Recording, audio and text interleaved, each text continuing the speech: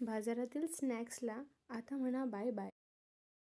कारण आज आपण बनवणार आहोत पौष्टिक आणि चविष्ट रागी लड्डू. सर्वप्रथम कढईमध्ये तूप घालून ड्रायफ्रूट्सला आपण छान परतवून घेऊ. त्याच्यामध्ये बदाम, किशमिश, पेंड खजूर आणि अंजीर ॲड केलेला आहे. तुमच्या बाळाला अंजीर आवडत नाही का?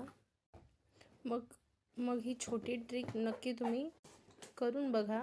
लाडूमध्ये मिक्स करा छोटे छोटे तुकडे करून. आणि याच्यात पोषक खूप आहे म्हणून मी माझ्या बाळाला लाडूमध्ये मिक्स करून देते. आणि कढईमध्ये तूप टाकून आपण रागीलासुद्धा छान भाजून घेऊया. रागीमध्ये कॅल्शियम पण भरपूर असते. इवन दूधपेक्षाही जास्त रागीमध्ये कॅल्शियम असते. आणि आपण सगळं मिक्स करून त्याला मिक्सीमध्ये बारीक करूया. एकदा तुम्ही घरी बनवून बघा. घरातले सगळे पुन्हा पुन्हा खाणार. घरातल्या छोट्यापासून मोठ्यापर्यंत सगळ्यांना हे नक्की आवडणार.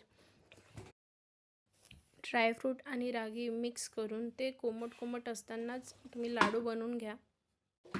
हे लाडू तुम्ही स्नॅक्स म्हणून प्रवासात सुद्धा नेऊ शकता. टिफिनमध्ये देण्यासाठी हे परफेक्ट आहे.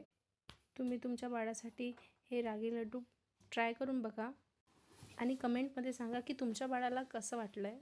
अशा सोप्या, हेल्दी, बेबी फ्रेंडली रेसिपीजसाठी व्हिडिओला लाईक करा, शेअर करा, सबस्क्राईब करायला विसरू नका.